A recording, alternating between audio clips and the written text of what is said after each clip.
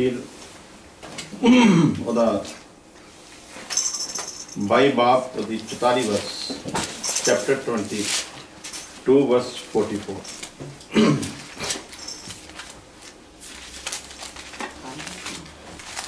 ਅਤੇ ਉਹ ਮਹਾ ਕਸ਼ਟ ਵਿੱਚ ਪੈ ਕੇ ਮਨੋ ਤਨੋ ਪ੍ਰਾਰਥਨਾ ਕਰਨ ਲੱਗਾ ਔਰ ਉਹਦਾ ਮੁੜਕਾ ਲਹੂ ਦੀਆਂ ਬੂੰਦਾਂ ਵਾਂਗੂ ਪੁੰਜੇ ਡਿੱਗਦਾ ਸੀ।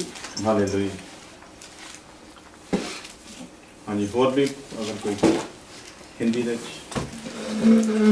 और वह अत्यंत संकट में व्याकुल होकर और भी हृदय वेदना से प्रार्थना करने लगा और उसका पसीना मानो लहू की बड़ी बड़ी बूंदों की नाई भूमि पर गिर रहा था। Hallelujah, hallelujah, praise the Lord, praise the Lord.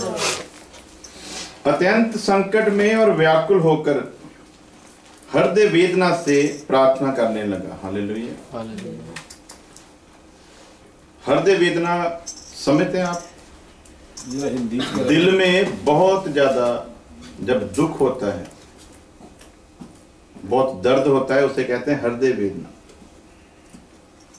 प्रार्थना करने लगा और उसका पसीना मानो लहू की बड़ी बड़ी बूंदों की नाई भूमि पर गिर रहा था। हालेलुया। मुमकिन है जी कि पसीना जड़ा है वो लहू बन जाए, सुनिया तो नहीं, लेकिन ये जिंदगी दे विच ਜਦੋਂ ਦਾ ਇਨਸਾਨ ਬਣਾਇਆ ਗਿਆ ਪਹਿਲਾ ਟਾਈਮ ਸੀ ਕਿ ਕਿਸੇ ਦਾ ਪਸੀਨਾ ਲਹੂ ਦੀਆਂ ਬੂੰਦਾਂ ਦੇ ਵਿੱਚ ਤਬਦੀਲ ਹੋ ਜਾਵੇ। हालेलुया। ਸਾਡੇ ਵਿੱਚੋਂ ਪਤਾ ਨਹੀਂ ਹੈ ਸਾਨੂੰ ਅਸੀਂ ਕਿਹੜੀ ਮੌਤ ਮਰਨਾ ਹੈ। ਤੇ ਜੇ ਕਿਤੇ ਪਹਿਲਾਂ ਦਿਖਾ ਦੇਵੇ ਪ੍ਰਭੂ ਤੇ ਮੇਰਾ ਖਿਆਲ ਵੀ ਅਸੀਂ ਕਹਿਣਾ ਵੀ ਨਹੀਂ ਠੀਕ ਹੈ ਇਦਾਂ ਹੀ। ਅਸੀਂ ਉਸ ਰਾਹ ਹੀ ਨਹੀਂ ਜਾਵਾਂਗੇ। Hallelujah, hallelujah. ਅਗਰ ਪ੍ਰਭੂ ਦੱਸ ਦੇਵੇ ਵੀ ਭਾਈ ਇਕਬਾਲ ਤੇਰੀ ਤਾਂ ਮੁਖਾਲਫਤ ਕਰਨ ਵਾਲੇ ਲੋਕਾਂ ਨੇ ਛੋਟੀ ਛੁਰੀ ਦੇ ਨਾਲ ਗਰਦਨ ਵੱਢਣੀ ਆ ਤੇ ਮੇਰਾ ਖਿਆਲ ਕਹਿਣਾ ਵੀ ਚਲੋ ਏਡੀ ਦਰਦਨਾਕ ਮੌਤ ਮਰਨ ਦੇ ਨਾਲੋਂ ਪ੍ਰਭੂ ਦਾ ਇਨਕਾਰ ਕਰ ਦੇਣਾ ਹੀ ਚੰਗਾ ਆ। ਇਨਸਾਨ ਨੂੰ ਨਹੀਂ ਪਤਾ ਕਿ ਉਹਨੇ ਕਿਹੜੀ ਮੌਤ ਮਰਨਾ ਹੈ, ਇਸ ਲਈ ਵੱਡੇ ਵੱਡੇ ਦਾਅਵੇ ਕਰਦਾ, ਲੇਕਿਨ ਬਾਗੇ ਗਤਸਮਨੀ ਦੇ ਵਿੱਚ ਮਸੀਹ ਦੇ ਨਾਲ ਜੋ ਹੋਣਾ ਸੀ ਉਹ ਖੁੱਲ ਕੇ ਉਹਨੂੰ ਦਿਖਾਇਆ ਗਿਆ। ਹਾਲੇਲੂਇਆ। ਜਦੋਂ ਦਿਖਾਇਆ ਗਿਆ ਉਦੋਂ ਉਹਨੇ ਕਿਹਾ, ਹੇ ਪਿਤਾ ਜੇ ਤੈਨੂੰ ਭਾਵੇਂ ਤੇ ਇਹ ਪਿਆਲਾ ਮੇਥੋਂ ਹਟਾ ਜਾ। ਯਾਨੀ ਕਿ ਜਿੰਨੀ ਦਰਦਨਾਕ ਮੌਤ ਮਿਲਣੀ ਸੀ ਨਾ ਉਸ ਤੋਂ ਪਹਿਲਾਂ ਤੇ ਨਾ ਉਸ ਤੋਂ ਬਾਅਦ ਕਦੀ ਕਿਸੇ ਨੂੰ ਮਿਲੀ ਸੀ। और जिन्हों मौत मिलनी सी ओदा अपना कोई भी गुनाह नहीं सी, अपनी कोई गलती नहीं, कोई गुनाह नहीं, जिन्हों सजा मिलन वाली सी। और उस आदम दे लई, उस इंसान दे लई जिन्हों परमेश्वर ने अपने वर्गा करके बनाया सी, ओदा अपना ही गुनाह सी जिन्हें परमेश्वर तो उन्हें दूर किया। फिर भी परमेश्वर की मुहब्बत खत्म नहीं हुई और उस मुहब्बत नू परमेश्वर ने पेश किया। और वो मुहब्बत सी जिहड़ी बागे गतसमनी दे विच यसु मसीह नू इनकार नहीं सी करन दिंदी। हालेलुया। वो मुहब्बत सी कि मौत दा मंजर किहो जिहा होवेगा। बाइबल विच सारियां गल्लां लिखियां नहीं गईयां। जदों यसु मसीह नू कोड़े मार के रखा गया जिस जगह दे विच वो लगभग 100 फुट एक डूंगा खूह की तरह एक जगह बनी हुई है और उहदे अंदरले पासे उन्होंने फिर कोड़े मार के रखा गया और सारी रात मसीह यसू ने उस जगह के उत्ते गुजारी जिथे ऑक्सीजन जिहड़ी सी वो ना मात्र सी। चंगा भला बंदा भी अगर उत्थे रख दिता जाए तो रातों रात मर सकता है। तो 39 कोड़े मारन तो बाद उन्हों उस जगह दे विच रात नूं रखिया गया तो फिर उतों कढ़ के ते उन्हों सलीबी मौत देने दे लई वो लैके गए। इन्नी सजा तो बाद जैसे कोड़े वजे गए सी, पास्टर जी ने तुहानूं दिखा के गए सी थोड़ा जिहा उहदा फोटोआं दे विच कि किस तरह वो जिहड़े कोड़े सन वजे सन और की हशर हुंदा इंसान दा। और क्यों ਉਹਨੂੰ ਬੰਨ ਕੇ ਕੋੜੇ ਮਾਰੇ ਜਾਂਦੇ ਆ। ਔਰ ਕੋੜਿਆਂ ਦਾ ਜਿਹੜਾ ਮਾਰ ਸੀਗੀ ਔਰ ਉਹ ਜਿਹੜੇ ਕੋੜੇ ਸੀ ਉਹ ਕਿਸ ਕਿਸਮ ਦੇ ਸਨ ਕਿ ਸਣੀ ਚਰਬੀ ਉਹ ਸਾਰਾ ਕੁਝ ਬਾਹਰ ਕੱਢ ਲੈਂਦੇ ਸੀ। ਔਰ ਲਿਖਿਆ ਗਿਆ ਬਾਈਬਲ ਦੇ ਵਿੱਚ ਜਿਸਮ ਉਹਦਾ ਇਸ ਤਰ੍ਹਾਂ ਹੋ ਗਿਆ ਸੀ ਜਿਵੇਂ ਜ਼ਮੀਨ ਦੇ ਵਿੱਚ ਹਲ ਚਲਾਇਆ ਹੋਵੇ।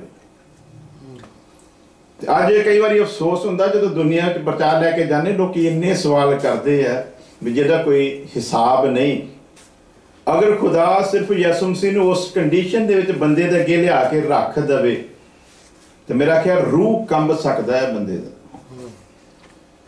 ਉਹਦਾ ਅੰਦਰੋਂ ਹਿੱਲ ਜਾਵੇਗਾ ਸਭ ਕੁਝ। ਜੈਸੀ ਸਜ਼ਾ ਉਹਨੇ ਸਾਡੀ ਖਾਤਰ ਆਪਣੇ ਉੱਤੇ ਲਈ। ਔਰ ਅੱਜ ਅਸੀਂ ਸਿੱਖਾਂਗੇ ਕਿ 7 ਤਰੀਕੇ ਦੇ ਨਾਲ ਮਸੀਹ ਯਿਸੂ ਦੇ ਜਿਸਮ ਦੇ ਵਿੱਚੋਂ ਲਹੂ ਵਹਿਆ। ਉਹਦਾ ਪਹਿਲਾ ਅਸੀਂ ਰੈਫਰੈਂਸ ਪੜ੍ਹਿਆ ਕਿ ਉਹਦਾ ਲਹੂ ਜਿਹੜਾ ਸੀ ਉਹ ਖੂਨ ਦੀਆਂ ਬੂੰਦਾਂ ਬਣ ਬਣ ਕੇ ਡਿੱਗ ਰਿਹਾ ਸੀ। ਇੰਨੀ ਵੇਦਨਾ ਸੀ, ਇੰਨੀ ਤੜਪ ਸੀ ਔਰ ਇੰਨਾ ਕੋ ਵਿਆਕੁਲ ਹੋ ਚੁੱਕਾ ਸੀ ਕਿਉਂਕਿ ਜਿਸਮ ਸੀ ਨਾ ਕੋਲ। ਤੇ ਸਜ਼ਾ ਜਿਹੜੀ ਜਿਸਮ ਦੇ ਵਿੱਚ ਜਿਸਮ ਵਾਂਗੂ ਹੀ ਮਿਲਣੀ ਸੀ, ਉਹਦੇ ਵਿੱਚ ਪਰਮੇਸ਼ਵਰ ਨੇ ਕੋਈ ਰਿਆਤ ਨਹੀਂ ਸੀ ਰੱਖੀ ਕਿ ਚੱਲ ਲੋਕਾਂ ਨੂੰ ਦਿਖਾਵੇ ਲਈ ਜਿਵੇਂ ਜਾਦੂਗਰ ਦਿਖਾ ਦਿੰਦੇ ਆ, ਕੋਈ ਇਸ ਪਾਸੇ ਦੀ ਸਰੀਆ ਪਾਉਂਦੇ ਇਸ ਪਾਸੇ ਦੀ ਕੱਢ ਕੇ ਸਾਫ਼ ਦਿਖਾ ਦਿੰਦੇ ਆ, ਆਪਣੀਆਂ ਜੀਭਾਂ ਨੂੰ ਪਾੜ ਕੇ ਦਿਖਾ ਦਿੰਦੇ ਆ। ਬਾਹਰ ਜਿਹਨਾਂ ਦੀ ਜੀਭ ਉਸੇ ਤਰ੍ਹਾਂ ਹੁੰਦੀ ਉਹ ਤਾਂ ਸਿਰਫ ਦਿਖਾਵਾ ਹੁੰਦਾ ਹੈ ਕਿਉਂਕਿ ਉਹ ਜਾਦੂ ਸੀ। ਲੇਕਿਨ ਯਿਸੂ ਮਸੀਹ ਦੇ ਨਾਲ ਜੋ ਕੁਝ ਹੋਇਆ ਉਹ ਜਾਦੂ ਉਹ ਹਕੀਕਤ ਸੀ ਜਿਵੇਂ ਇੱਕ ਇਨਸਾਨ ਦੇ ਨਾਲ ਹੁੰਦਾ ਆ। ਔਰ ਉਹਦਾ ਸਬੂਤ ਮਿਲਦਾ ਅੱਗਿਓਂ ਕਿ ਯਿਸੂ ਦੇ ਨਾਲ ਇਦਾਂ ਹੋਇਆ ਸੀ। ਤਾਂ ਕਰਕੇ ਯਾਕੂਬ ਜਿਹੜਾ ਉਹਦਾ ਭਰਾ ਸੀ ਜਦੋਂ ਉਹਨੂੰ ਆਰੇ ਦੇ ਉੱਤੇ ਰੱਖਿਆ ਗਿਆ ਤੇ ਉਹਨੂੰ ਕਿਹਾ ਗਿਆ ਕਿ ਮਸੀਹ ਯਿਸੂ ਦਾ ਤੂੰ ਇਨਕਾਰ ਕਰ, ਉਹਨੇ ਕਿਹਾ ਉਦੋਂ ਤਾਂ ਸਾਨੂੰ ਪਤਾ ਨਹੀਂ ਸੀ ਜਦੋਂ ਸਲੀਬ ਚੜਾਇਆ ਗਿਆ ਸੀ। ਜੇ ਕਿਤੇ ਉਦੋਂ ਪਤਾ ਹੁੰਦਾ ਤੇ ਨਾਲ ਹੀ ਸਲੀਬ ਅਸੀਂ ਵੀ ਚੜਨਾ ਸੀ। ਉਹ ਕੋੜੇ ਜਿਹੜੇ ਉਹਦੇ ਪਏ ਸਨ ਨਾਲ ਹੀ ਅਸੀਂ ਵੀ ਖਾਣੇ ਸਨ। ਯਾਕੂਬ ਜਿਹਨੂੰ ਜੇਮਸ ਕਿਹਾ ਜਾਂਦਾ ਆ ਉਹਨੂੰ ਆਰੇ ਉੱਤੇ ਰੱਖ ਕੇ ਇੱਕ ਹਿੱਸਾ ਉਹਦਾ ਇੱਧਰਲਾ ਤੇ ਇੱਕ ਹਿੱਸਾ 2 ਹਿੱਸਿਆਂ ਦੇ ਵਿੱਚ ਉਹਨੂੰ ਵੱਢ ਕੇ ਅਲੱਗ ਕਰ ਦਿੱਤਾ ਗਿਆ ਸੀ। ਯਾਕੂਬ ਜਿਹੜਾ ਉਹਦਾ ਭਰਾ ਸੀ ਕਿਉਂ ਇੰਨੀ ਦਰਦਨਾਕ ਮੌਤ ਸਹਿਣ ਦੇ ਲਈ ਤਿਆਰ ਹੋ ਗਿਆ? ਇਸ ਲਈ ਕਿ ਉਹਨੂੰ ਪਤਾ ਸੀ ਕਿ ਜਿਹਨੇ ਮੇਰੀ ਕੀਮਤ ਅਦਾ ਕੀਤੀ ਆ ਉਹਨੇ ਮੇਰੇ ਲਈ ਕਿੰਨਾ ਦੁੱਖ ਸਹਿਆ ਹੈ, ਕਿੰਨੀ ਦਰਦਨਾਕ ਮੌਤ ਉਹਨੇ ਮੇਰੀ ਖਾਤਰ ਸਹੀ ਆ। ਔਰ ਪੌਲੁਸ ਜਿਹਨੂੰ ਖੁਦਾ ਨੇ ਬੁਲਾਇਆ ਸੀਗਾ ਉਹਦੇ ਜਿਹੜਾ ਸਿਰ ਸੀ ਉਹ ਇੱਕ ਕੁਹਾੜੇ ਦੇ ਨਾਲ ਲਾਇਆ ਗਿਆ ਸੀ।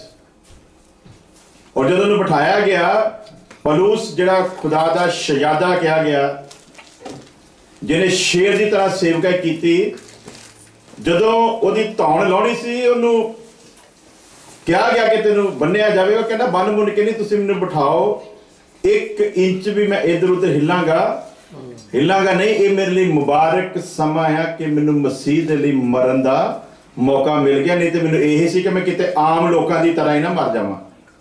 ਤੇ ਜਦੋਂ ਉਹ ਘੋੜਾ ਜਿਹੜਾ ਸਪੈਸ਼ਲੀ ਬਣਾਇਆ ਗਿਆ ਸੀ ਇੱਕੋ ਵਾਰ ਦੇ ਨਾਲ ਜਦੋਂ ਉਹਦੀ ਧੌਣ ਲਾਈ ਗਈ 20 ਫੁੱਟ ਦੂਰ ਜਾ ਕੇ ਕੰਧ ਦੇ ਵਿੱਚ ਉਹਦੀ ਜਿਹੜੀ ਧੌਣ ਉਹ ਵੱਜੀ ਸੀ। ਕਿਉਂ ਉਹ ਇਨਸਾਨ ਏਡੀ ਦਰਦਨਾਕ ਮੌਤ ਸਹਿਣ ਦੇ ਲਈ ਤਿਆਰ ਹੋ ਗਿਆ? ਉਹਨੂੰ ਮਸੀਹ ਦੇ ਬਹਾਏ ਹੋਏ ਲਹੂ ਦੀ ਕੀਮਤ ਦਾ ਅੰਦਾਜ਼ਾ ਸੀ। ਹਾਲੇਲੂਇਆ। ਔਰ ਅੱਜ ਰਿਵਾਜ ਜਿਹਾ ਬਣਾ ਦਿੱਤਾ ਗਿਆ, ਕਲੀਸਿਆਵਾਂ ਇਬਾਦਤ ਨਹੀਂ ਕਰਦੀਆਂ, ਰਿਵਾਜ ਪੂਰੇ ਜਿਵੇਂ ਵਿਆਹਾਂ ਦੇ ਵਿੱਚ ਰਿਵਾਜ ਪੂਰੇ ਕਰੀਦੇ ਨਾ। ਹੁਣ ਜੀ ਕੀ ਹੈ ਜੀ, ਅੱਜ ਮਾਈਏ ਦਾ ਦੇਣਾ ਜੀ, ਤੇਲ ਲਾਉਣਾ ਜੀ, ਅੱਜ ਸਾਹ ਖੋਲਣਾ ਜੀ, ਅੱਜ ਸਾਹ ਭੇਜਣਾ ਜੀ, ਅੱਜ ਸਾਹ ਲਿਆਉਣਾ ਜੀ।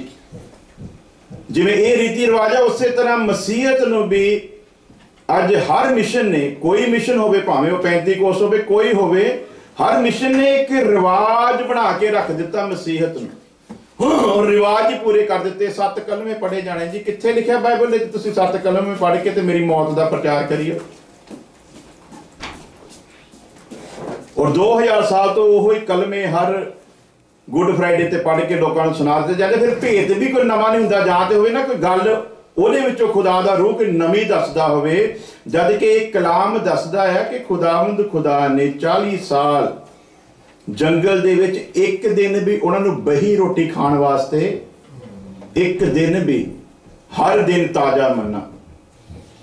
ਔਰ ਉਹਦਾ ਕਲਾਮ ਵਾਅਦਾ ਕਰਦਾ ਹੈ ਕਿ ਹਰ ਰੋਜ਼ ਮੈਂ ਤੁਹਾਨੂੰ ਤਾਜ਼ੀ ਖੁਰਾਕ ਦਿਆਂਗਾ। ਤੇ ਇਹ ਜਿਹੜੀ 1 ਸਾਲ ਪੁਰਾਣੀ ਸੁਣਾਈ ਗਈ ਸੀ ਫਿਰ ਅੱਜ ਉਹੀ ਸੁਣਾ ਰਹੇ ਹਾਂ। ਤੇ ਕੀ ਅਸੀਂ खुदा ताजा करके दिंदा है तो असीं उहनूं बहा करके ही पेश करी जाने हैं, ਇਹਦੀ भी सज़ा मिलनी है। लेकिन खुदावंद दा कलाम ते बाइबल ते नहीं ना बदली, कलाम ते वही है ना बिल्कुल, जिहड़ा हमेशा तो चली आ रहा है। बिल्कुल, बाइबल ते नहीं ना बदली, बिल्कुल। ते वही कलमे बाइबल च ने। हाँ जी बिल्कुल जी, अगे वधांगे जी। बाइबल के कलमिਆਂ ਦੇ मैं खिलाफ नहीं बोलिया, ਜਦੋਂ भी गल करते हैं पहला ध्यान लगा के सुनिया करो कि कहना की चाहुंदे हैं असीं। जिवें पास्टर जी दस के गए सीगे कि मरियम भी साडे वर्गी एक पापी औरत सी, ਇਹਦਾ मतलब ਇਹ नहीं कि मरियम पापी सीगी। मरियम ਨੂੰ ਜਦੋਂ ਫਰਿਸ਼ਤਾ ਆਇਆ ਉਦੋਂ ਉਸ ਵਕਤ ਵੀ ਮरियम ਪਾਕ ਤੇ ਪਵਿੱਤਰ ਸੀ। मरियम ने ना शादी तो पहलों कोई पाप किया, ना शादी तो बाद च कोई पाप किया, लेकिन पापी किवें सी कि आदम दा जिहड़ा ब्लड चले आ रहा सी, वो ब्लड जिवें बाकी लोकां दे विच दौड़ रहा सी, उसे तरह मरियम दी रगां दे विच भी वो ब्लड सी। इस करके ब्लड दी तौर दे उत्ते ਉਹਦੇ ਵਿੱਚ ਜਿਹੜਾ ਸੁਭਾਅ ਸੀ ਪਾਪ ਦਾ, ਉਹਦੀਆਂ ਰਗਾਂ ਦੇ ਵਿੱਚ ਵੀ ਦੌੜ ਰਿਹਾ ਸੀ। ਲੇਕਿਨ ਜਿਹਦੇ ਉੱਤੇ ਪਰਮੇਸ਼ਵਰ ਦੀ ਰਹਿਮਤ ਹੋ ਜਾਵੇ ਉਹ ਫਿਰ ਪਾਪੀ ਤੋਂ ਧਰਮੀ ਠਹਿਰਾਇਆ ਜਾਂਦਾ। ਇਸ ਕਰਕੇ ਬਾਈਬਲ ਲਿਖਿਆ ਕਿ ਪਰਮੇਸ਼ਵਰ ਹੀ ਹੈ ਜਿਹੜਾ ਧਰਮੀ ਠਹਿਰਾਉਂਦਾ। ਅਸੀਂ ਬਣ ਨਹੀਂ ਸਕਦੇ ਧਰਮੀ। ਜੇ ਅਸੀਂ ਬਣ ਸਕਦੇ ਹੁੰਦੇ ਤੇ ਫਿਰ ਉਹਦੇ ਬਾਰੇ ਵੀ ਲਿਖ ਦਿੱਤਾ ਗਿਆ ਕਿ ਜਿਹੜੇ ਅਮਲਾਂ ਦੀ ਤੂੰ ਗੱਲ ਕਰਦਾ, ਜਿਹੜੇ ਕਰਮਾਂ ਦੀ ਤੂੰ ਗੱਲ ਕਰਦਾ, ਜਿਹਨਾਂ ਉੱਤੇ ਤੂੰ ਘਮੰਡ ਕਰਦਾ ਕਿ ਮੈਂ ਬਹੁਤ ਚੰਗਾ ਕਰਦਾ, ਮੇਰੇ ਅੱਗੇ ਪਾਟੀਆਂ ਲੀਰਾਂ ਦੀ ਤਰ੍ਹਾਂ ਹੈ।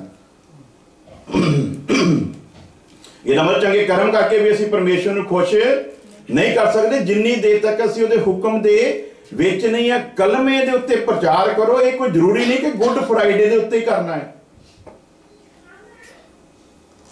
Praise the Lord. ਕਲਮੇ ਉੱਤੇ ਬਾਕੀ ਦਿਨਾਂ ਵਿੱਚ ਵੀ ਪ੍ਰਚਾਰ ਕੀਤਾ ਜਾ ਸਕਦਾ ਹੈ। ਕਲਮੇ ਉੱਤੇ ਗੁੱਡ ਫਰਾਈਡੇ ਨੂੰ ਵੀ ਪ੍ਰਚਾਰ ਕੀਤਾ ਜਾ ਸਕਦਾ ਹੈ। ਪਰ ਇੱਕ ਮੈਂ ਗੱਲ ਦੱਸਦਾ ਕਿ ਉਹ ਯਿਸੂ ਮਸੀਹ ਨੇ ਕਿਹਾ ਮੈਂ ਪਿਆਸਾ ਹਾਂ। ਹਰ ਵਾਰੀ ਮੈਂ ਗੁੱਡ ਫਰਾਈਡੇ ਤੇ ਮਾਈਕ ਫੜਦਾ ਹਾਂ ਤੇ ਮੈਂ ਕਹਿ ਦਿੰਦਾ ਯਿਸੂ ਮਸੀਹ ਨੇ ਕਿਹਾ ਮੈਂ ਪਿਆਸਾ ਹਾਂ, ਯਿਸੂ ਮਸੀਹ ਨੇ ਕਿਹਾ ਸੀ ਮੈਂ ਵੀ ਕੀ ਆ ਪਿਆਸਾ, ਕਿਉਂਕਿ ਉਹਦਾ ਵਾਅਦਾ ਹੈ ਕਿ ਹਰ ਵਾਰ ਮੈਂ ਤੈਨੂੰ ਨਵੀਂ ਗੱਲ ਦੱਸਾਂਗਾ। ਤੇ ਭਾਈ ਬਲਵੀਰ ਹੁਣੀ ਗਵਾਹ ਵਾ, ਸਾਮਰੀ ਤੀਵੀਂ ਦੇ ਉੱਤੇ ਘੱਟੋ ਘੱਟ 5 ਵਾਰੀ ਪ੍ਰਚਾਰ ਕੀਤਾ ਔਰ 5 ਪ੍ਰਚਾਰ YouTube ਦੇ ਉੱਤੇ ਪਾਏ ਹੋਏ ਆ। ਔਰ 5 ਪ੍ਰਚਾਰਾਂ ਦੇ ਵਿੱਚ ਤੁਸੀਂ ਦੇਖੋਗੇ ਕਿ ਇੱਕ ਵੀ ਪ੍ਰਚਾਰ ਦੂਜੇ ਪ੍ਰਚਾਰ ਦੇ ਨਾਲ ਮੇਲ ਨਹੀਂ ਖਾਂਦਾ। ਇਹਦਾ ਮਤਲਬ ਇਹ ਨਹੀਂ ਕਿ ਪਹਿਲੇ ਨੂੰ ਕੱਟ ਰਿਹਾ ਹੈ। ਹਰ ਵਾਰੀ ਰੱਬ ਨੇ ਉਹਨੂੰ ਤਾਜ਼ਾ ਕਰਕੇ ਪੇਸ਼ ਕਰਕੇ ਦਿੱਤਾ ਲੋਕਾਂ ਨੂੰ, ਤਾਂ ਕਿ ਕਲੀਸਿਆ ਦੀ ਤਰੱਕੀ ਹੋ ਸਕੇ, ਉਹਦਾ ਬਦਨ ਤਰੱਕੀ ਪਾਵੇ। ਉਸੇ ਤਰ੍ਹਾਂ ਜਦੋਂ ਅਸੀਂ ਰਿਵਾਜ ਬਣਾ ਦਿੰਦੇ ਹਾਂ, ਇੱਕ ਗੱਲ ਨੂੰ ਜਦੋਂ ਰਿਵਾਜ ਬਣਾ ਦਿੱਤਾ ਜਾਂਦਾ ਹੈ ਉਦੋਂ ਪ੍ਰਭੂ ਦਾ ਮੱਸਾ ਜਿਹੜਾ ਫਿਰ ਉੜ ਜਾਂਦਾ ਹੈ।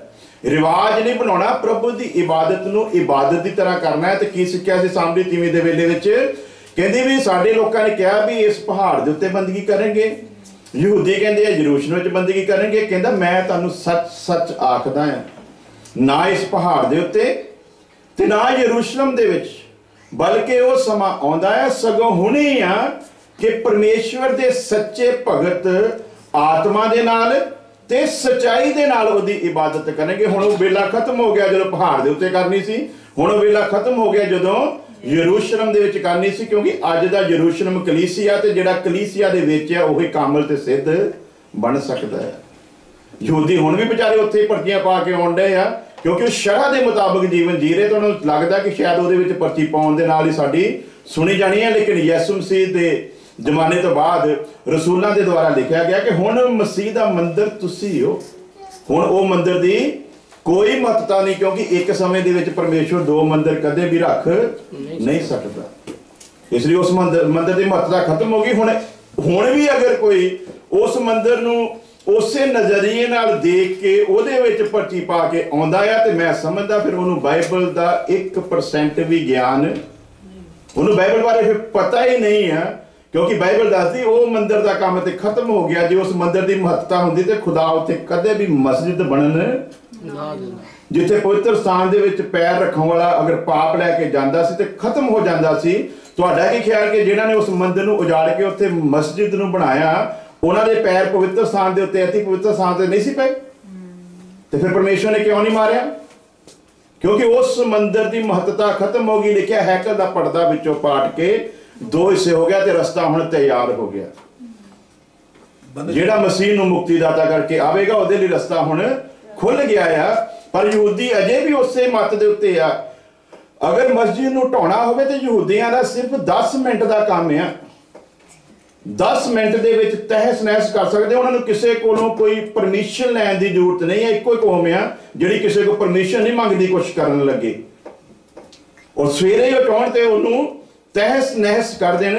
ਪਰ ਕਿਉਂ ਨਹੀਂ ਕਰਦੇ? ਕਿਉਂਕਿ ਸ਼ਰਅ ਦੇ ਮੁਤਾਬਕ ਉਹ ਜਾਣਦੇ ਆ ਇਹਦੇ ਅੰਦਰ ਇੱਕ ਸਾਡਾ ਅਤੀ ਪਵਿੱਤਰ ਸਥਾਨ ਹੈ ਜਿੱਥੇ ਪਰਮੇਸ਼ਵਰ ਵਾਸ ਕਰਦਾ ਆ। ਕਿਤੇ ਗਲਤੀ ਦੇ ਨਾਲ ਵੀ ਸਾਡਾ ਪੈਰ ਉੱਥੇ ਧਰਿਆ ਨਾ ਜਾਵੇ। ਬਸ ਇਹੀ ਵਜ੍ਹਾ ਹੈ ਕਿ ਉਸ ਮੰਦਿਰ ਨੂੰ ਤਹਿਸ ਨਹਿਸ ਵੀ ਨਹੀਂ ਕਰਦੇ ਪਏ ਤੇ ਉਹ ਚਾਹੁੰਦੇ ਆ ਕੋਈ ਐਸਾ ਪਰਮੇਸ਼ਵਰ ਕ੍ਰਿਸ਼ਮਾ ਕਰੇ ਕਿ ਅਸੀਂ ਉਸ ਮੰਦਿਰ ਦੀ ਦੁਬਾਰਾ ਉਸਾਰੀ ਕਰੀਏ ਤੇ ਅਤੀ ਪਵਿੱਤਰ ਸਥਾਨ ਨੂੰ ਬਣਾ ਸਕੀਏ। ਲੇਕਿਨ ਅਤੀ ਪਵਿੱਤਰ ਸਥਾਨ ਜਿੰਨੀ ਦੇਰ ਤੱਕ ਇਹ ਪਵਿੱਤਰ ਸਥਾਨ ਹੈ, ਇਹ ਜੋ ਕਿ ਤੁਸੀਂ ਹੋ, ਜਿੰਨੀ ਦੇਰ ਤੱਕ ਇਹ ਪਵਿੱਤਰ ਸਥਾਨ ਉਠਾਇਆ ਨਹੀਂ ਜਾਂਦਾ ਉਨੀ ਦੇਰ ਤੱਕ ਉਸ ਪਵਿੱਤਰ ਸਥਾਨ ਦੀ ਉਸਾਰੀ ਕਿਸੇ ਵੀ ਕੀਮਤ ਦੇ ਉੱਤੇ ਹੋ। ਹੁਣ ਇਸ ਤੋਂ ਵੱਡੇ ਸਾਨੂੰ ਕੀ ਪ੍ਰੂਫ ਚਾਹੀਦੇ ਆ? ਜੀਦੀ ਜਾਪਦੀ ਗੱਲ ਹੈ ਕਿ ਜਿੰਨੀ ਦੇਰ ਯਿਸੂ ਦੀ ਆਮਦ ਨਹੀਂ ਹੋ ਜਾਂਦੀ ਉਨੀ ਦੇਰ ਤੱਕ ਯਹੂਦੀਆਂ ਦੇ ਉਸ ਮੰਦਿਰ ਦੀ ਉਸਾਰੀ ਕਿਸੇ ਵੀ ਕੀਮਤ ਦੇ ਉੱਤੇ ਹੋ ਨਹੀਂ ਸਕਦੀ। ਔਰ ਅਗਰ ਐਸਾ ਹੋ ਜਾਂਦਾ ਹੈ ਤੇ ਅਸੀਂ ਸਮਝਾਂਗੇ ਫਿਰ ਬਾਈਬਲ ਝੂਠੀ ਹੈ, ਫਿਰ ਇਹਦੇ ਚ ਲਿਖੀ ਹੋਈ ਕੋਈ ਵੀ ਗੱਲ ਸੱਚ ਨਹੀਂ।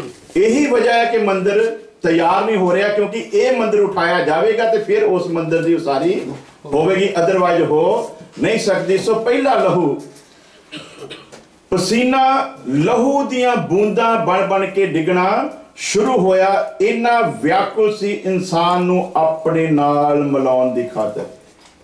Praise the Lord.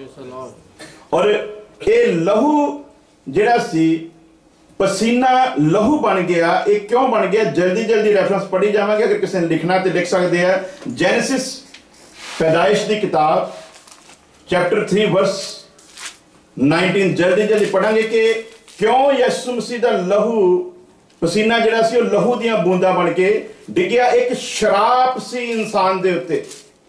ਇੱਕ ਸ਼ਰਾਪ ਬਾਗੇ ਅਦਨ ਚੋਂ ਕੱਢਣ ਤੋਂ ਪਹਿਲਾਂ ਉਹਨੂੰ ਦਿੱਤਾ ਗਿਆ। ਉਸ ਸ਼ਰਾਪ ਨੂੰ ਖਤਮ ਕਰਨ ਦੇ ਲਈ ਇਹ ਜ਼ਰੂਰੀ ਸੀ ਕਿ ਉਹਦਾ ਪਸੀਨਾ ਲਹੂ ਦੀਆਂ ਬੂੰਦਾਂ ਬਣ ਕੇ ਡੁੱਲੇ, ਤਾਂ ਕਿ ਉਹ ਪਸੀਨੇ ਦਾ ਸ਼ਰਾਪ ਜਿਹੜਾ ਦਿੱਤਾ ਗਿਆ ਸੀ ਉਸ ਲਾਨਤ ਤੋਂ ਇਨਸਾਨ ਨੂੰ ਆਜ਼ਾਦ ਕੀਤਾ ਜਾ ਸਕੇ। ਪੜਾਂਗੇ ਜਲਦੀ ਜਲਦੀ। ਤੂੰ ਆਪਣੇ ਮੂੰਹ ਦੇ ਮੁੜਕੇ ਨਾਲ ਰੋਟੀ ਖਾਵੇਂਗਾ। ਕਿਹਦੇ ਨਾਲ ਮੁੜਕੇ ਨਾਲ?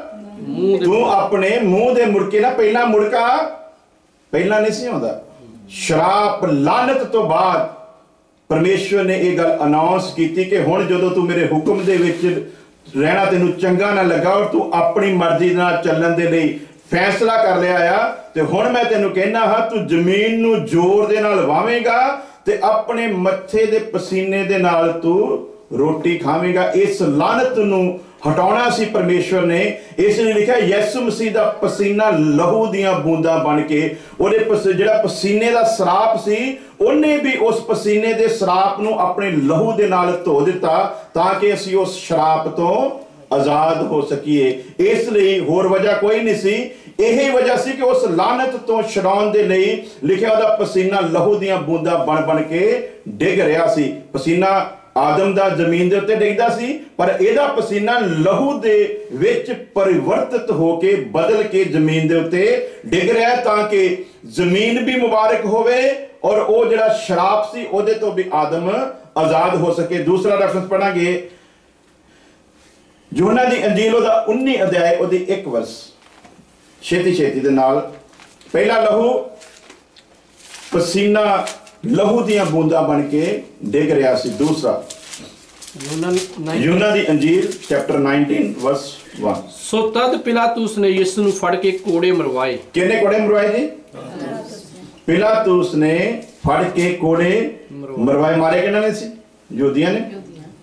ਹਾਂਜੀ, ਗੌਰ ਕਰੋ। ਫਿਰ ਵੀ ਅੱਜ ਇੱਕ ਬਾਈਬਲ ਕਾਲਜ ਦੇ ਵਿੱਚ ਕੋਰਸ ਕੀਤੇ ਹੋਏ ਪਾਦਰੀ ਨਾਲ ਗੱਲ ਹੋ ਰਹੀ ਸੀ, ਜਿਹਨੂੰ ਤਕਰੀਬਨ 25-30 ਸਾਲ ਸੇਵਕਾਈ ਕਰਦੇ ਨੇ ਹੋ ਗਏ, ਔਰ 3 ਸਾਲ ਦਾ ਬਾਈਬਲ ਦੇ ਕਾਲਜ ਦੇ ਵਿੱਚ ਕੋਰਸ ਕੀਤਾ ਸੀ।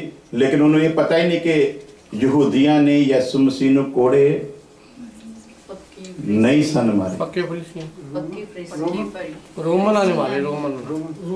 ਹਾਲੇਲੂਇਆ, ਜਿਨ੍ਹਾਂ ਦੀ ਬਾਦਸ਼ਾਹੀ ਹੈ। ਕਿਉਂ ਇਹ ਹੋਇਆ? ਲਿਖਤ ਪੂਰੀ ਹੋਵੇ। ਯਹੂਦੀ ਉਹਨੂੰ ਗੈਰ ਕੌਮਾਂ ਦੇ ਹਵਾਲੇ ਕਰਨਗੇ। ਕੌਣ ਕਰਨਗੇ ਜੀ? ਯਹੂਦੀ ਬੜੇ ਮਾਸਟਰ ਮਾਈਂਡ ਸੀਗੇ, ਸ਼ਰਅ ਨੂੰ ਜਾਣਦੇ ਸੀ।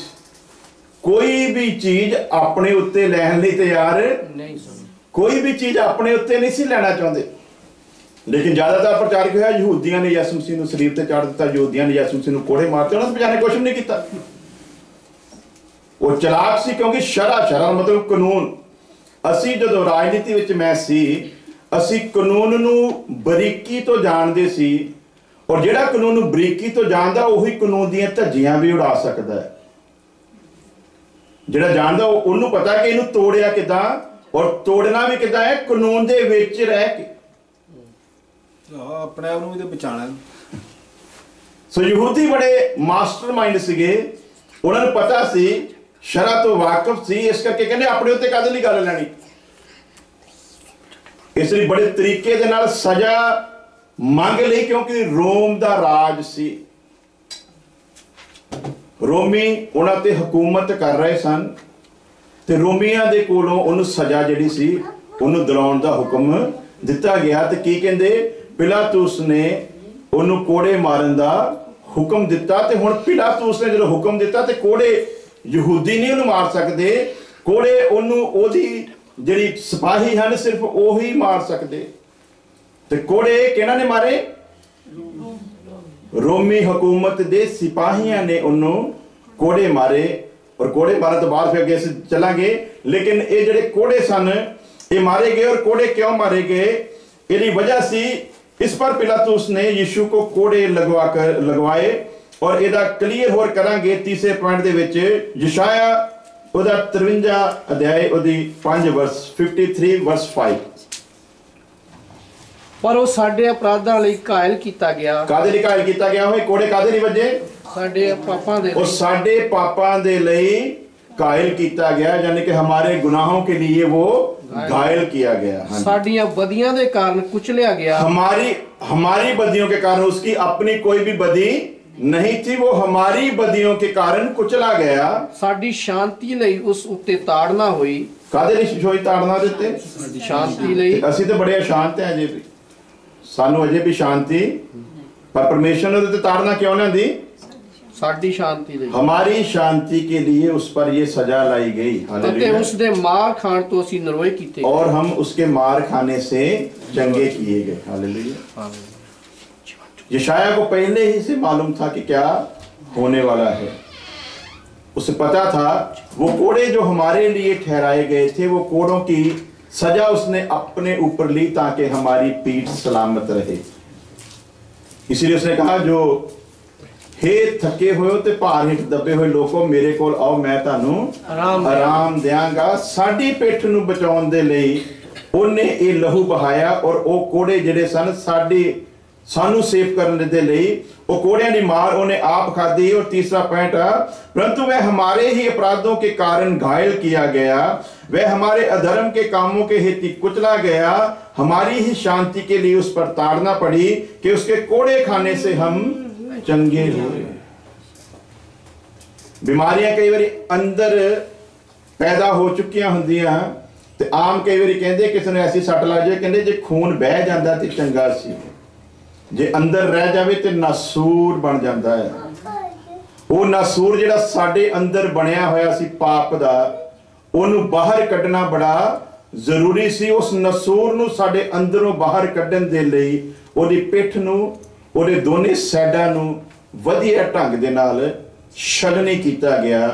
13 ਕੋੜੇ ਉਹਦੀ ਪਿੱਠ ਦੇ ਉੱਤੇ, 13 ਕੋੜੇ ਉਹਦੇ ਇਸ ਪਾਸੇ ਤੇ 13 ਕੋੜੇ ਉਹਦੇ ਇਸ ਪਾਸੇ, ਤੇ ਜਿਸਮ ਸਾਰਾ ਕਿਸੇ ਪਾਸਿਓਂ ਸੇਫ ਰੱਖਿਆ ਹੀ ਨਹੀਂ ਗਿਆ, ਤਾਂ ਕਿ ਚਾਰੋਂ ਪਾਸੇ ਦੇ ਜਿਹੜੀਆਂ ਸਾਡੇ ਉੱਤੇ ਲਾਹਨਤਾਂ ਹਨ ਉਹ ਕਿਸੇ ਤਰ੍ਹਾਂ ਉਹਨਾਂ ਤੋਂ ਅਸੀਂ ਆਜ਼ਾਦ ਹੋ ਸਕੀਏ। ਇਸ ਲਈ ਲਿਖਿਆ ਕਿ ਸਾਡੇ ਕਾਰਨ ਉਹਨੇ ਕੋੜੇ ਖਾਦੇ ਤਾਂ ਕਿ ਅਸੀਂ ਚੰਗੇ ਹੋ ਜਾਈਏ। ਉਹ ਨਾਸੂਰ ਜਿਹੜਾ ਸਾਡੇ ਅੰਦਰ ਆ ਉਹ ਸਾਡੇ ਅੰਦਰੋਂ ਬਹਿ ਨਿਕਲੇ। ਔਰ ਜਿਹੜਾ ਇਹ ਵਿਸ਼ਵਾਸ ਕਰਦਾ ਕਿ ਉਹ ਕੋੜਿਆਂ ਦੀ ਮਾਰ ਉਹਦੇ ਤੇ ਇਸ ਲਈ ਆਈ ਕਿ ਮੇਰੇ ਅੰਦਰ ਦੇ ਨਾਸੂਰ ਨੂੰ ਖਤਮ ਕਰੇ, ਉਹ ਫਿਰ ਉਸੇ ਤਰ੍ਹਾਂ ਉਹਦੇ ਨਾਲ ਹੋ ਜਾਂਦਾ। ਜਿਵੇਂ ਲਿਖਿਆ, ਜੈਸਾ ਤੇਰਾ ਈਮਾਨ ਹੈ ਵੈਸਾ ਤੇਰੇ ਨਾਲ ਹੋ ਜਾਵੇ। ਅੰਦਰ ਹੀ ਅੰਦਰ ਖੂਨ ਦਾ ਜੰਮ ਜਾਣਾ ਇਹਨੂੰ ਕਹਿੰਦੇ ਆ। ਔਰ ਇਨਸਾਨ ਦੇ ਅੰਦਰ ਦੇ ਪਾਪਾਂ ਨੂੰ ਖਤਮ ਕਰਨ ਦੇ ਲਈ ਇਹ ਬਹਾਇਆ ਗਿਆ। ਹਾਲੇਲੂਇਆ। ਕਾਹਦੇ ਲਈ ਬਹਾਇਆ ਗਿਆ? ਆਪਾਂ ਨੂੰ ਗੱਡੀ ਕਰਨ ਅੰਦਰ ਹੀ ਅੰਦਰ ਜਿਹੜਾ ਖੂਨ ਬਹਿਆ, ਉਹ ਜਿਹੜੇ ਅੰਦਰ ਪਾਪ ਜਮਾ ਹੋ ਚੁੱਕੇ ਸਨ। ਇਹ ਤੀਸਰੇ ਪੁਆਇੰਟ 'ਚ ਅਸੀਂ ਦੇਖਦੇ ਹਾਂ ਕਿ ਉਹਦੇ ਲਈ ਬਹਾਇਆ ਗਿਆ ਤਾਂ ਕਿ ਉਹਦੇ ਅੰਦਰ ਦੇ ਪਾਪ ਜਿਹੜਾ ਕੋਈ ਦੂਸਰਾ ਨਹੀਂ ਜਾਣਦਾ, ਸਿਰਫ ਇਨਸਾਨ ਆਪ ਹੀ ਜਾਣਦਾ ਕਿ ਮੇਰੇ ਅੰਦਰ ਕਿਹੜਾ ਕੋੜ ਹੈ। ਬਾਹਰ ਦਾ ਕੋੜੀ ਤਾਂ ਆਇਆ, ਉਹ ਆ ਕੇ ਗੋਡੇ ਟੇਕੇ ਤੇ ਕਹਿੰਦਾ, ਹੇ ਯਿਸੂ ਮਹਾਰਾਜ, ਜੇ ਤੂੰ ਚਾਹਵੇਂ ਤੇ ਮੈਂ ਸ਼ੁੱਧ ਹੋ ਸਕਦਾ ਹੈ। ਤੇ ਯਿਸੂ ਮਸੀਹ ਨੇ ਕੋਈ ਲੰਬਾ ਚੌੜਾ ਭਾਸ਼ਣ ਨਹੀਂ ਦਿੱਤਾ, ਲੰਬਾ ਚੌੜਾ ਕੰਮ ਨਹੀਂ ਕੀਤਾ, ਇੱਕੋ ਸ਼ਬਦ ਕਿਹਾ, ਕਹਿੰਦਾ ਮੈਂ ਚਾਹੁੰਦਾ ਤੂੰ ਸ਼ੁੱਧ ਹੋ ਜਾ, ਤੇ ਉਸੇ ਟਾਈਮ ਹੀ ਸ਼ੁੱਧ ਹੋ ਗਿਆ। ਲੇਕਿਨ ਅੱਗੇ ਉਹਦਾ ਕੋਈ ਜ਼ਿਕਰ ਨਹੀਂ ਆ ਵੀ ਸ਼ੁੱਧ ਹੋਣ ਤੋਂ ਬਾਅਦ ਉਹਨੇ ਕਰਮ ਕਿਹੜੇ ਕੀਤੇ ਸੀਗੇ। ਅੱਜ ਮਸੀਹਤ ਨੂੰ ਵੀ ਲੋਕਾਂ ਨੇ ਇਸੇ ਤਰ੍ਹਾਂ ਬਣਾ ਦਿੱਤਾ ਹੋਇਆ। ਲੋਕੀ ਆਉਂਦੇ ਆ, ਕੋਈ ਅੰਨਾ ਆ ਉਹ ਠੀਕ ਹੋ ਜਾਂਦਾ, ਕੋਈ ਬੋਲਾ ਆ ਉਹ ਸੁਣਨ ਲੱਗ ਪੈਂਦਾ, ਕੋਈ ਲੰਗੜਾ ਆ ਉਹ ਚੱਲਣ ਲੱਗ ਪੈਂਦਾ ਆ। ਇਹ ਸਾਰੀਆਂ ਬਿਮਾਰੀਆਂ ਤੋਂ ਤੇ ਅਸੀਂ ਨਜਾਤ ਪਾ ਲੈਂਦੇ ਆ, ਲੇਕਿਨ ਅੱਗੇ ਕੀ ਕਰਨਾ ਇਹਦੇ ਬਾਰੇ ਨਾ ਕਿਸੇ ਨੇ ਦੱਸਿਆ ਤੇ ਨਾ ਕਿਸੇ ਨੂੰ ਪਤਾ ਹੀ ਹੈ ਤੇ ਨਾ ਕੋਈ ਜਾਣਨਾ ਚਾਹੁੰਦੇ। ਉਹ ਤੇ ਕਹਿੰਦੇ ਸਾਡੇ ਚਰਚ 'ਚ ਆਵਾਂਗੇ, ਸਾਡੀਆਂ ਬਿਮਾਰੀਆਂ ਵਗੈਰਾ ਸਾਰੀਆਂ ਜਾਂਦੀਆਂ ਲੱਗਣ।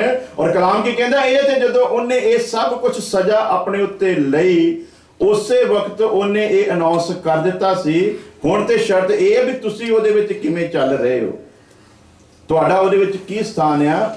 ਅੰਨੇ ਦਾ ਚੰਗਾ ਹੋ ਜਾਣਾ ਕਾਫੀ ਨਹੀਂ ਆ, ਅੰਨੇ ਦਾ ਚੰਗਾ ਹੋਣਾ ਇਸ ਲਈ ਚੰਗਾ ਹੋਣਾ ਜ਼ਰੂਰੀ ਆ। ਉਹਨੂੰ ਕਿਉਂ ਉਹ ਚੰਗਾ ਕਰਦਾ ਆ, ਤਾਂ ਕਿ ਉਹ ਉਹਦੀ ਬਣਾਈ ਹੋਈ ਕੁਦਰਤ ਨੂੰ ਦੇਖੇ, ਉਹਦੇ ਇਸ ਕਲਾਮ ਨੂੰ ਪੜ੍ਹ ਸਕੇ ਤੇ ਉਹਦੇ ਅਨੁਸਾਰ ਆਪਣੀ ਜ਼ਿੰਦਗੀ ਨੂੰ ਚਲਾ ਸਕੇ।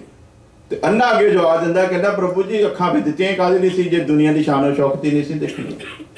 ਤੋ ਕਹਿੰਦਾ ਅੰਨਾ ਤੈਨੂੰ ਚੰਗਾ ਇਸ ਲਈ ਨਹੀਂ ਕੀਤਾ ਵੀ ਤੂੰ ਦੁਨੀਆ ਦੀ ਸ਼ਾਨੋ ਸ਼ੌਕਤ 'ਚ ਪੈ ਜਾਵੇਂ, ਅੰਨਾ ਇਸ ਕਰਕੇ ਤੈਨੂੰ ਚੰਗਾ ਕੀਤਾ ਗਿਆ ਅੰਨੇ ਤੋਂ ਕਿ ਤੂੰ ਤੀਸਰੇ ਆਕਾਸ਼ ਤੱਕ ਦੇਖ ਸਕੇ। ਹਾਲੇਲੂਇਆ। ਇਸ ਲਈ ਪੁਰਸ਼ ਕਹਿੰਦਾ ਕੀ ਸਰੀਰ ਸਹਿਤ ਕੀ ਜਿਸਮ ਰਹਿਤ, ਮੈਂ ਅਚਾਨਕ ਤੀਸਰੇ ਆਕਾਸ਼ ਤੇ ਉਠਾਇਆ ਗਿਆ। ਔਰ ਉੱਥੇ ਜੋ ਕੁਝ ਮੈਂ ਦੇਖਿਆ, ਕਹਿੰਦਾ ਮੈਂ ਨਹੀਂ ਸਮਝਦਾ ਵੀ ਉਹਨੂੰ ਇਨਸਾਨਾਂ ਦੇ ਵਿੱਚ ਦੱਸਣਾ ਵੀ ਚਾਹੀਦਾ ਹੈ। ਤੇ ਉਹਨੇ ਦੱਸਿਆ ਵੀ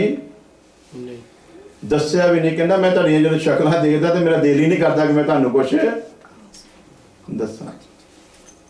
ਤੇ ਫਿਰ ਇਹ ਜਿਹੜੇ ਉਹਦੇ ਪਿਆਰੇ ਸੀਗੇ, ਤਿਮੋਥੀਉਸ ਵਰਗੇ, ਤੀਤੁਸ ਵਰਗੇ, ਜਿਹੜੇ ਉਹਦੇ ਨਾਲ ਮੁਹੱਬਤ ਕਰਦੇ ਸੀ ਤੇ ਕੁਝ ਸਿੱਖਣਾ ਚਾਹੁੰਦੇ ਸੀ, ਉਹਨਾਂ ਦੇ ਉੱਤੇ ਫਿਰ ਉਹਨੇ ਖੋਲ ਕੇ ਇਹਨਾਂ ਚੀਜ਼ਾਂ ਨੂੰ ਬਿਆਨ ਕੀਤਾ।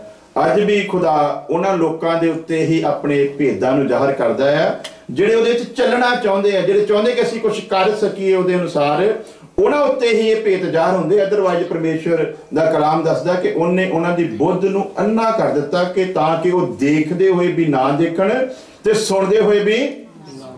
ਤੇ ਜਿਹਦੀ ਬੁੱਧ ਅੰਨੀ ਆ, ਉਹਦਾ ਸਭ ਤੋਂ ਵੱਡਾ ਸਬੂਤ ਹੈ ਕਿ ਉਹਨੂੰ ਹੀ ਨਹੀਂ ਪਤਾ ਲੱਗਦਾ, ਬਾਕੀ ਸਾਰੀ ਦੁਨੀਆ ਨੂੰ ਪਤਾ ਹੁੰਦਾ।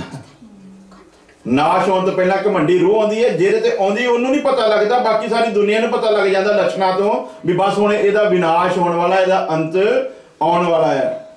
ਔਰ ਇਹਦਾ ਸਭ ਤੋਂ ਵੱਡਾ ਸਬੂਤ ਆ ਸਮਸੂਨ ਨਬੀ ਇੱਕਦਮ ਉਸੇ ਹੀ ਤਾਕਤ ਦੇ ਵਿੱਚ ਉੱਠਿਆ, ਪਰ ਨਹੀਂ ਸੀ ਜਾਣਦਾ ਆਪਣੀ ਤਾਕਤ ਦਾ ਭੇਤ ਦਲੀਲਾ ਦੀ ਗੋਦ ਵਿੱਚ ਬੈਠੇ ਨੇ ਉਹਨੂੰ ਦੱਸ ਦਿੱਤਾ ਹੈ।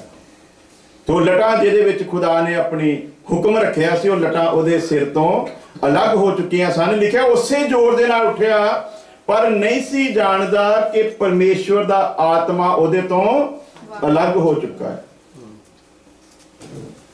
ਬਾਕੀ ਸਾਰਿਆਂ ਨੂੰ ਪਤਾ ਸੀ, ਪਰ ਜਿਹਦੇ ਤੋਂ ਅਲੱਗ ਹੋਇਆ ਉਹਨੂੰ ਪਤਾ ਨਹੀਂ ਸੀ। ਇਸ ਕਰਕੇ ਇਹ ਕਲਾਮ ਹੀ ਹੈ ਜਿਹੜਾ ਦੱਸ ਸਕਦਾ ਹੈ ਕਿ ਸਾਡੇ ਉੱਤੇ ਮਸਾ ਹੈਗਾ ਹੈ ਕਿ ਨਹੀਂ, ਆਤਮਾ ਸਾਡੇ ਨਾਲ ਹੈਗਾ ਹੈ ਕਿ ਨਹੀਂ। ਜੇ ਇਹਨੂੰ ਨਹੀਂ ਸਿੱਖਾਂਗੇ ਤੇ ਸਾਨੂੰ ਪਤਾ ਹੀ ਨਹੀਂ ਲੱਗਣਾ ਕਦੋਂ ਉਹ ਸਾਨੂੰ ਛੱਡ ਕੇ ਸਾਈਡ ਤੇ ਖੜਾ ਹੋ ਗਿਆ।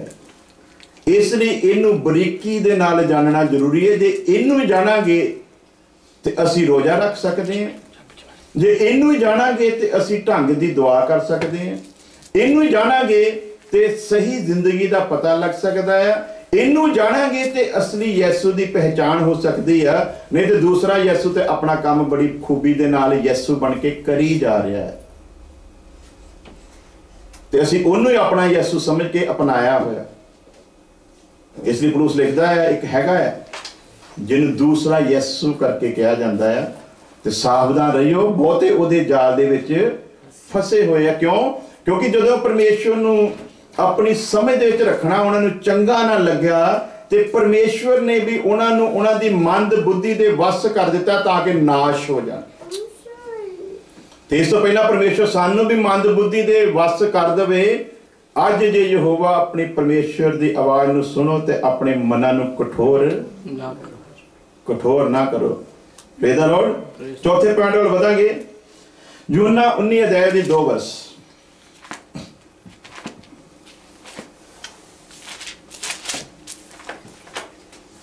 ਅਤੇ ਸਿਪਾਹੀਆਂ ਨੇ ਕੰਡਿਆਂ ਦਾ ਤਾਜ ਗੁੰਦ ਕੇ ਉਹਦੇ ਸਿਰ ਉੱਤੇ ਧਰਿਆ ਔਰ ਉਹਨੂੰ ਵਹਿੰਗਣੀ ਚੋਗਾ ਪਹਿਨਾਇਆ। ਕੀ ਕੀਤਾ ਜੀ? ਉਹਨੂੰ ਕੰਡਿਆਂ ਦਾ ਤਾਜ ਉਹਦੇ ਸਿਰ ਦੇ ਉੱਤੇ ਬੜੇ ਪਿਆਰ ਦੇ ਨਾਲ ਨਹੀਂ ਸੀ ਰੱਖਿਆ। ਕੰਡਿਆਂ ਦਾ ਤਾਜ ਗੂੰਦ ਕੇ ਤੇ ਖਿੱਚ ਕੇ ਉਹਦੇ ਮੱਥੇ ਤੇ ਥੱਲੇ ਕੀਤਾ ਗਿਆ ਸੀਗਾ। ਔਰ ਜਦੋਂ ਥੱਲੇ ਕੀਤਾ ਗਿਆ, ਇਸ ਜਗ੍ਹਾ ਤੋਂ ਉਹਦੀ ਇੱਕ ਨਸ ਜਿਹੜੀ ਸੀ ਉਹ ਫਟ ਗਈ ਸੀ। ਅੱਖ ਤੱਕ ਤਕਰੀਬਨ ਉਹ ਜਿਹੜੀ ਸੂਲ ਸੀ ਉਹ ਪਹੁੰਚ ਗਈ ਸੀਗੀ। ਉਹ ਯਿਸੂ ਜਿਹਨੇ ਸਾਡੇ ਕਈ ਲੋਕਾਂ ਨੂੰ ਮੈਂ ਦੇਖਿਆ, ਉਹ ਜਦੋਂ ਇਦਾਂ ਦਾ ਕਲਾਮ ਸੁਣਾਉਂਦੇ ਤੇ ਬੜਾ ਰੋਂਦੇ ਆ। ਤੇ ਦੱਸਣਾ ਚਾਹੁੰਦੇ ਵੀ ਅਸੀਂ ਬੜੇ ਭਾਵੁਕ ਹਾਂ, ਸਾਨੂੰ ਯਿਸੂ ਦੇ ਲਈ ਬੜਾ ਦਰਦ ਆ। ਤੇ ਕਲੀਸਿਆ ਨੂੰ ਇਮੋਸ਼ਨਲ ਕਰਨਾ ਹੁੰਦਾ ਤਾਂ ਕਿ ਕਲੀਸਿਆ ਕਵੇ ਵੀ ਇਦਾਂ ਦਾ ਖਾਦਮ ਨਹੀਂ ਹੁੰਦਾ। ਪਰ ਦੇਖੋ ਜੀ ਕਿੰਨਾ ਰੋ ਰਿਹਾ, ਕਿੰਨਾ ਵਿਆਕੁਲ ਆ, ਕਿੰਨਾ ਉਹਦੇ ਮਨ ਦੇ ਅੰਦਰ ਦਰਦ ਆ। ਤੇ ਪਰਮੇਸ਼ਵਰ ਮਗਰਮੱਛ ਦੇ ਆਂਸੂਆਂ ਨੂੰ ਚੰਗੀ ਤਰ੍ਹਾਂ ਸਾਡੀ ਜ਼ਿੰਦਗੀ ਤੋਂ ਪਤਾ ਲੱਗ ਜਾਂਦਾ ਵੀ ਅਸੀਂ ਪ੍ਰਭੂ ਦੇ ਵਿੱਚ ਕਿੰਨੇ ਕੁ ਚੰਗੇ ਚੱਲਣ ਦੇ। ਸਾਨੂੰ ਆਪ ਹੀ ਪਤਾ ਹੁੰਦਾ ਹੈ। ਔਰ ਐਸਾ ਪਹਿਚਾਨ ਦਾ ਰੂਹ ਨੇ ਦਿੱਤਾ ਕਿ ਬਾਕੀਆਂ ਬਾਰੇ ਵੀ ਪਤਾ ਲੱਗ ਜਾਂਦਾ ਹੈ। ਤੇ ਜਦੋਂ ਫਿਰ ਇਹੋ ਜਿਹੇ ਡਰਾਮੇ ਸਾਨੂੰ ਨਹੀਂ ਚੰਗੇ ਲੱਗਦੇ ਤੇ ਪਰਮੇਸ਼ਵਰ ਨੂੰ ਕਿੰਨੇ ਕੁ ਵਧੀਆ ਲੱਗਦੇ ਹੋਣ। ਰੂਹ ਰਵਾਉਂਦਾ, ਇਹ 'ਚ ਕੋਈ ਸ਼ੱਕ ਗੱਲ ਨਹੀਂ। ਮੈਂ ਇਹ ਨਹੀਂ ਕਹਿੰਦਾ ਕਿ ਰੋਣਾ ਨਹੀਂ ਚਾਹੀਦਾ ਜਾਂ ਰੋਣਾ ਮਾੜਾ ਆ। ਜਦੋਂ ਰੂਹ ਰਵਾਉਂਦਾ ਹੈ ਨਾ, ਉਦੋਂ ਜ਼ਿੰਦਗੀ ਵੀ ਫਿਰ ਨਜ਼ਰ ਆਉਂਦੀ ਹੈ। ਤੇ ਜੇ ਜ਼ਿੰਦਗੀ ਨਜ਼ਰ ਨਾ ਆਉਂਦੀ ਹੋਵੇ ਤੇ ਐਵੇਂ ਰੋਈ ਜਾਈਏ, ਉਹਦਾ ਵੀ ਕੋਈ ਮਤਲਬ ਨਹੀਂ। ਇਹਦਾ ਮਤਲਬ ਇਹ ਵੀ ਲੋਕਾਂ ਨੂੰ ਦੱਸਣਾ ਚਾਹੁੰਦੇ ਮੈਂ ਬੜਾ ਧਾਰਮਿਕ ਆ, ਮੈਂ ਬੜਾ ਯਰਮਾਇਆ ਨਬੀ ਬਣਿਆ ਹੋਇਆ, ਮੇਰਾ ਤੇ ਸਿਰ ਪਾਣੀ ਦਾ ਸੋਤਾ ਬਣਿਆ ਹੋਇਆ। ਐਸੀ ਕੋਈ ਗੱਲ ਨਹੀਂ। ਚੌਥਾ ਪੁਆਇੰਟ, ਕੰਡਿਆਂ ਦਾ ਤਾਜ ਸਿਰ ਦੇ ਉੱਤੇ ਰੱਖਿਆ ਗਿਆ ਤੇ ਨਸ ਜਿਹੜੀ ਸੀ ਉਹਦੀ ਇਸ ਜਗ੍ਹਾ ਤੋਂ ਫਟ ਗਈ ਤੇ ਲਹੂ ਦੀ ਜਿਹੜੀ ਧਾਰਾ ਸੀ ਉਹਦੇ ਵਿੱਚੋਂ ਨਿਕਲੀ। ਕਿ ਇਸ ਚੀਜ਼ ਨੂੰ ਦਿਖਾਉਂਦੀ ਹੈ ਸਾਡੇ ਗੁਨਾਹਾਂ ਦਾ ਸ਼ਰਾਪ ਜਾਂ ਸਾਡੇ ਪੁਰਖਾਂ ਦੇ ਗੁਨਾਹਾਂ ਦਾ ਜਿਹੜਾ ਸ਼ਰਾਪ ਸੀ, ਸਾਡੇ ਮੱਥੇ ਦੇ ਉੱਤੇ ਇੱਕ ਕਲੰਕ ਬਣ ਕੇ ਲੱਗਾ ਹੋਇਆ ਸੀ। ਉਹਨੂੰ ਹਟਾਉਣ ਦੇ ਲਈ ਪਰਮੇਸ਼ਵਰ ਨੇ ਉਹਦੇ ਲਈ ਇੰਤਜ਼ਾਮ ਕੀਤਾ ਕਿ ਉਹਦੇ ਸਿਰ ਦੇ ਉੱਤੇ ਕੰਡਿਆਂ ਦਾ ਤਾਜ ਰੱਖਿਆ ਜਾਵੇ। ਉਹ ਲਾਂਤਾਂ ਜਿਹੜੀਆਂ ਸਾਡੇ ਮੱਥੇ ਉੱਤੇ ਲੱਗੀਆਂ ਹੋਈਆਂ ਸਨ, ਉਹਨਾਂ ਨੂੰ ਹਟਾਉਣ ਦੇ ਲਈ ਸਾਡੇ ਮੱਥੇ ਦੀਆਂ ਲਕੀਰਾਂ ਨੂੰ ਬਦਲਣ ਦੇ ਲਈ, ਕਹਿੰਦੇ ਨਾ ਪੰਡਤ ਦੇਖਦੇ ਕਿ ਲਕੀਰਾਂ ਦੱਸਦੇ ਤੇਰੇ ਆਹ ਹੋ ਗਿਆ, ਤੇਰਾ ਆਹ ਹੋ ਗਿਆ। ਉਹਨੇ ਸਿਸਟਮ ਹੀ ਖਤਮ ਕਰ ਦਿੱਤਾ। ਕਹਿੰਦਾ ਹੁਣ ਕੋਈ ਲਕੀਰ ਨਹੀਂ। ਜਿਹੜਾ ਇਸ ਬਹੀ ਹੋਈ ਲਹੂ ਦੀ ਧਾਰਾ ਦੇ ਉੱਤੇ ਈਮਾਨ ਰੱਖੇਗਾ, ਉਹਦੀਆਂ ਲਕੀਰਾਂ ਕੈਸੀਆਂ ਵੀ ਹੁਣ ਸਭ ਮੱਥੇ ਦੀਆਂ ਲਕੀਰਾਂ ਬਦਲ ਜਾਣਗੀਆਂ। ਇਸ ਲਈ ਉਹਦੇ ਸਿਰ ਦੇ ਵਿੱਚ ਉੱਤੇ ਜਦੋਂ ਤਾਜ ਰੱਖਿਆ ਗਿਆ, ਇਹ ਲਹੂ ਦੀ ਧਾਰਾ ਇਸ ਲਈ ਬਹੀ ਗਈ ਕਿ ਸਾਡੇ ਮੱਥੇ ਦੇ ਉੱਤੇ ਲੱਗਾ ਹੋਇਆ ਕਲੰਕ, ਸਾਡੇ ਮੱਥੇ ਤੇ ਲੱਗਾ ਹੋਇਆ ਸਰਾਪ, ਉਹ ਲਾਨਤ ਜਿਹੜੀ ਸੀਗੀ ਉਹ ਹਮੇਸ਼ਾ ਦੇ ਲਈ ਹਟਾ ਦਿੱਤੀ ਜਾਵੇ। ਪੰਜਵੇਂ ਪੁਆਇੰਟ ਵੱਲ ਵਧਾਂਗੇ। हाथों से खून बहाया। कितने ठोके गए सी केले जी? हाथ जी किथे? आज तक हमने यीशु मसीह की जो बनी हुई फोटो देखी है, उसमें यहीं पर दिखाया गया। आज तक जो बताया गया वो यहीं पर है, लेकिन असल में जो कील ठोके गए थे वो इस जगह पर है। यहाँ पर दो नसें उनके बीच रखकर ठोका जाता था। और यहूदीज़्म के कानून के मुताबिक क्या था कि अगर वो कील सही जगह पर ना ठोका गया तो ठोकने वाले के ही हाथ में ठोका जाता था। इसलिए एक्सपर्ट आदमी जो था वही उस कील को ठोकता था। आम आदमी का काम नहीं था। रोमी सरकार इस बात से अच्छी तरह वाकिफ थी। Praise the Lord. तो आज तक तो यही दिखाया गया कि वो फिलिप्पस ने कहा कि मैं तेरे हाथों में उंगली डालकर, यहां पर नहीं डाली गई थी उंगली यहां पर डालकर देखी गई थी। हाथों से बहाया लहू, हाथों से किए हुए पापों के लिए। हाथ अधिकार को दिखाता है, जब जीत को शो करता है। शैतान से अधिकार छीन कर हमें दिया गया। हालेलुया। ਇਹ ਹੱਥਾਂ ਦੇ ਪਾਪਾਂ ਤੋਂ ਆਜ਼ਾਦ ਕਰਾਉਣ ਦੇ ਲਈ ਜ਼ਰੂਰੀ ਸੀ ਕਿ ਉਹਦੇ ਹੱਥਾਂ ਦੇ ਵਿੱਚੋਂ ਵੀ ਲਹੂ ਬਹੇ ਤਾਂ ਕਿ ਇਨਸਾਨ उन्हां पापां तो भी कली कली, इसे करके लिखा पूरा पूरा छुटकारा, थोड़ा बहुत नहीं, जिस्म का भी पूरा छुटकारा, रूह का भी पूरा छुटकारा। हर एक बात का एक मतलब था। पहले ये हाथ क्या थे? पहले लानती हाथ थे। पंजाबी में लानती लफ्ज बड़ा गंदा मन्निया जाता, उर्दू के लानती लफ्ज का मतलब सराप। मैं कई बार पंजाब में जब प्रचार करता तो मुझको लोग डांटते थे, लानती मत किया कहा करो, ये बड़ा गंदा सा भद्दा सा शब्द लगता है। लेकिन उर्दू में जो लानत है वो शराब को बताती है, कर्स। हाथों के द्वारा जो पाप किए गए से उनसे आजादी दिलाने के लिए, श्रापित हाथों को मुबारक करने के लिए। और क्या हुक्म है? अब तुम रोगियों पर इनको रखोगे तो रोगी। तो पहला हो सकते थे, पहला तो मेरा ख्याल किसी बदरू वाले रख देते, बदरू ने सानू ही, पहले ऐसा नहीं था। मूसा को जब खुदा ने कहा, मूसा तरले कर रहा था खुदा के, तो मूसा से जब बात हुई तो मूसा ने खुदा के आगे बात रखी कि ये लोग तो अभी मुझको मार डालेंगे क्योंकि आगे समुद्र, पीछे फिरौन की सेना। तो खुदा ने कहा, मूसा मेरे आगे तू मिन्नतें मत कर, मेरे आगे मिन्नत करने से कुछ भी लाभ नहीं है, मैंने ताकत तेरे हाथ में दे रखी है। हालेलुया। मूसा को अपने अधिकार का ही पता नहीं था। हाथ किसको दिखाते हैं? अधिकार को दिखाते हैं। हालेलुया। Praise the Lord. और चेक करिए, चेक करता है किधर खांते मार के। चलो बोलो फिर। लहू बनकर पसीना जमीन पर क्यों गिरा? ਜਿਹੜੀ ਜ਼ਮੀਨ ਸ਼ਰਾਪ ਦਿੱਤਾ ਗਿਆ ਸੀ ਉੱਪਰ ਦੇ ਵਿੱਚ ਇਨਸਾਨ ਨੂੰ ਕਿ ਤੂੰ ਆਪਣੀ ਜ਼ਮੀਨ ਤੇ ਮਿਹਨਤ ਕਰਕੇ ਰੋਟੀ ਖਾਏਗਾ। वो श्राप जो बागे अदन में आदम को निकालने से पहले दिया गया कि तू माथे के पसीने से रोटी खाएगा, और मसीह यीशु का लहू, पसीना जो था वो लहू की बूंदें बनकर इसलिए गिरा ताकि वो उस शराब से हमें हमेशा के लिए आजाद करवा सके। हालेलुया।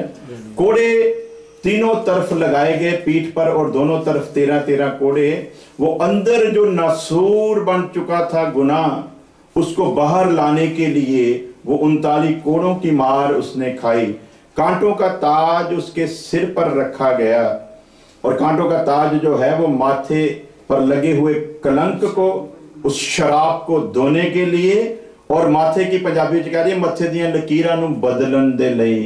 वो जिहड़ी नस ओहदी फटी सी, उस शराब तो हमेशा दे लिए आजाद करने दे वास्ते, ताकि हुण तुहानूं जादूगरां दे कोल, पंडितां पुरोहितां दे कोल जाके अपने मत्थे दियां लकीरां दिखाउण दी जरूरत नहीं कि दसो साडा की फ्यूचर आ, बल्कि तुझे याद हो मैंने इसकी कीमत दे दी है।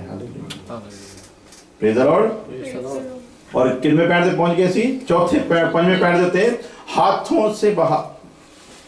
हाथ जो है वो अधिकार को दिखाता है, और वही हाथ पहले श्रापित थे, किसी के लिए दुआ करने के योग्य नहीं थे, किसी को मसा करने के योग्य नहीं थे, और हाथों के श्राप से उसने हमें आजाद करवाया। इसलिए उसके हाथों से जो लहू बहा, उसने हमें ये शक्ति दी कि जिस रोगी पर रखोगे वो रोगी चंगा हो जाएगा। ये अधिकार दिया। क्या लिखा? अब जमीन और आसमान का अधिकार मुझे दिया गया है। कब दिया जी उसको अधिकार? जब सब कुछ पूरा हो गया, सब कुछ पूरा करने के बाद उसे अधिकार मिला। लेकिन मैं मुबारक कहता हूं परमेश्वर को, हमने अभी सब कुछ पूरा किया नहीं, तब भी उसने हमें अधिकार दे रखा है। हालेलुया। और यदि हम सब कुछ पूरा करें तो क्या नहीं हो सकता? फिर वो सब कुछ हो सकता है। जैसे यहोशुआ कहता है कि तू वहां से नहीं हिलना, और तू सूरज को भी कहता वहीं पर, चांद को भी कहता वहीं पर, हिलना नहीं जब तक मैं ना कहूं। वो सब कुछ आज भी हो सकता है, और ऐसी बातें हो रही हैं कि सब कुछ उस वक्त नहीं। जिन्होंने मान लिया कि मेरे हाथों के श्राप से उसने मुझे निजात दे दी है, उनके हाथों के द्वारा खुदावंद खुदा ने बहुत अचंबे अचंबे काम किए हैं, लेकिन कुछ लोगों ने फिर इनको चंगा करने के लिए ही रख छोड़ा। तो मसीह ने ये अधिकार लोगों को चंगा करने के लिए सिर्फ नहीं दिया, बल्कि उन्हें स्वर्ग की बादशाह तक पहुंचाने के लिए भी। इस हाथ में कितनी शक्ति है। एक मामूली सा 20-25 हजार तनख्वाह लेने वाला सिपाही, पोस्ट कुछ नहीं है, क्योंकि उससे ऊपर तो बहुत है।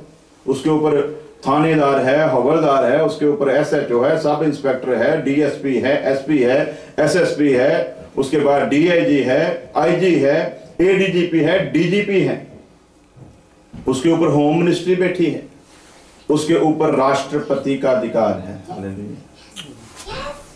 तो एक राष्ट्रपति का अधिकार लेकर जब एक मामूली सा सिपाही, जिसको ताकत वाले लोग कुछ भी नहीं समझते, वो चौराहे में जब खड़ा हो और हाथ दे दे, बेशक रेड लाइट हो चाहे ग्रीन हो, हिम्मत नहीं कि वो वहां से आगे आ जाए। यदि आ गया तो सजा पाए बिना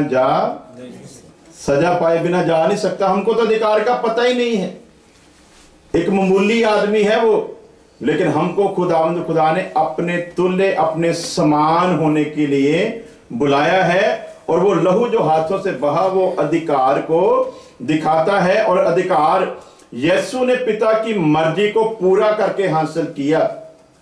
लेकिन अभी तक हमने यीशु की मर्जी को पूरा, अभी तक तो हम अपनी ही कामनाओं में, अपनी ही अभिलाषाओं में डूबे हुए हैं, और अपने लिए ही सब कुछ, अपने लिए चर्च जाते हैं तो किसके लिए जाते हैं? खुदा के लिए थोड़ी आ रहे हैं, यीशु के मकसद को पूरा करने के लिए थोड़ी आ रहे हैं। चर्च में तो आ रहे हैं हम अपनी मर्जी को पूरा करने के लिए। चर्च में आते हैं अपनी आशीष और बरकत के लिए। चर्च में सिर्फ अपने लिए आते हैं, मसीह के लिए अभी आना शुरू नहीं किया। जिस दिन मसीह के लिए आना शुरू करेंगे उस दिन इस शराब से नजात मिलेगी, और फिर जो कुछ कहोगे वो तुम्हारे लिए।